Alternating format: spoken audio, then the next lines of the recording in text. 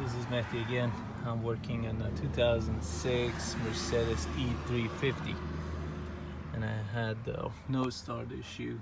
I started the car, it didn't work. I tried to put the key on and listen to the fuel pump, nothing happened. And this car has a fuel pump on this side and the sending unit the other side. But if you don't hear any noise, the first thing you need to remove the fuel pump from this side and do like a ohm check, and check the power and ground from the computer. When you put the key on, you should have a power for a couple of seconds on the power and ground.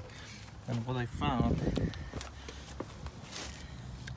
if you look at that pin there, I don't know, you can see it. It just burned out.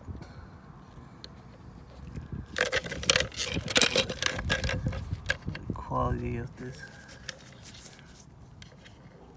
yeah, you see it, just burned out. The pin is broke and it's totally black and it moved from the place it's supposed to be, and that's why we need a fuel pump for this. And it's super easy to place it. It's a couple 8mm bolt and the rear seat. Remove this 8mm bolt.